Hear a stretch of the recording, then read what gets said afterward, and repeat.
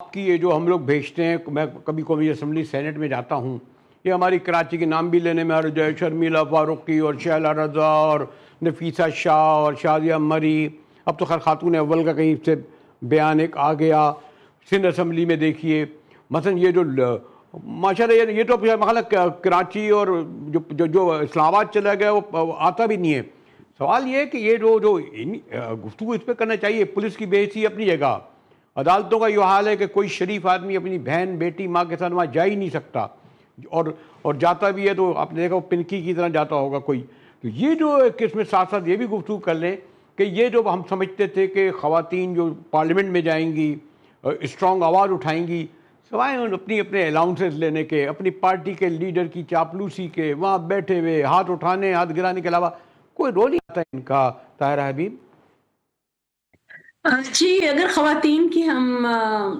Political participation کی بات کریں تو آپ کے علم میں ہے کہ کوئی بھی ان میں سے ایسی خواتین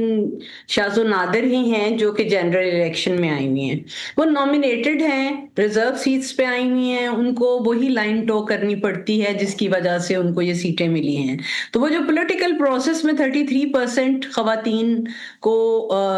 حصہ ملا تھا، انفارچونیٹلی انہوں نے اس کو اس طرح سے کلٹیویٹ نہیں کیا کہ اس سے لرن کر کے وہ پھر اپنی آواز جو ہے وہ خواتین کے جو اب یہ ایک مسئلہ جو ہے خواتین کا نہیں ہے، یہ ایک بہت بڑا معاشرتی مسئلہ ہے کہ پورے معاشرے میں تشدد پھیل رہا ہے، اور تشدد جو ہے اس کی ویزیبلٹی بھی زیادہ ہو رہی ہے۔ تشدد صرف عورتوں پہ نہیں ہوتا، آپ دیکھیں ٹرانسجینڈر پہ ہو رہا ہے، بچوں پہ ہو رہا ہے۔ یہ تو آپ کے علم میں ہے کہ جو بھی ویکر کنسیڈر کیا جاتا ہے فیکشن آف سوسائٹی وہ زیادہ امپیکٹ ہوتی ہے۔ تو خواتین کے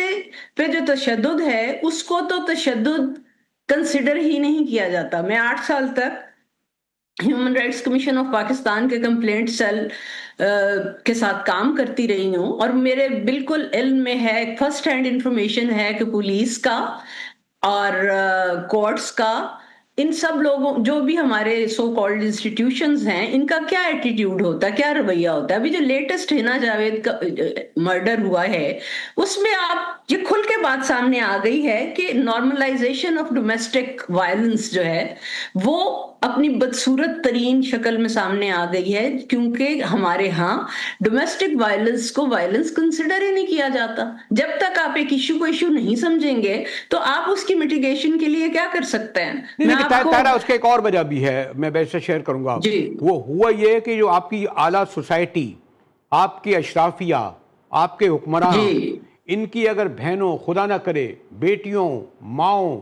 پولیٹیکل تو خیر ہو رہا ہے، وہ بیچاری یاسمین راشد 3 سال سے ٹی بی کی مریض جو ہے وہ پولیٹیکل وکٹمائز ہے، اسے گھر تک منتقل کر دیں۔ چلیں، یاسمین راشد کی مثال آپ کے سامنے ہے، 3 سال سے جیل میں ہے۔ جب ان کے ساتھ ذرا سا بھی ان کے اگر ناخن کو بھی کچھ ہو جائے، ہنگامہ اٹھا دیتے ہیں پارلیمنٹ میں۔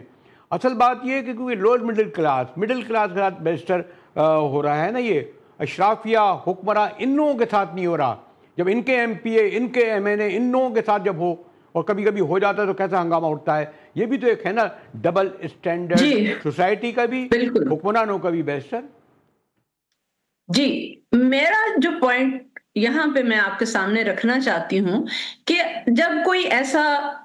ہائی پروفائل کیس ہو جاتا ہے تو میڈیا میں بھی ہیو اینڈ کرائے ہوتا ہے، لیکن آپ مجھے یہ بتائیے کہ کوئی سسٹینڈ ایفرٹ ہماری سوسائٹی میں، ہماری گورننس میں جو لوگ بیٹھے ہوئے ہیں انہوں نے کبھی کی ہے کہ اس میں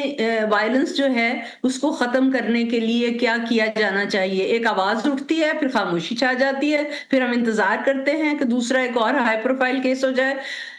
جب تک ہم اپنا جو فوکس ہے وہ شفٹ نہیں کریں گے، ہمارا الٹیمیٹ آبجیکٹو یہ نہیں ہوگا کہ وائلنس کی جو ریزنز اور کازز ہیں، جو چیزیں انیبل کرتی ہیں وائلنس کو، ان کو ختم کریں، ہم پیٹریارکی کو اٹیک کریں، ہم نارملائزیشن آف وائلنس کو ختم کریں۔ جب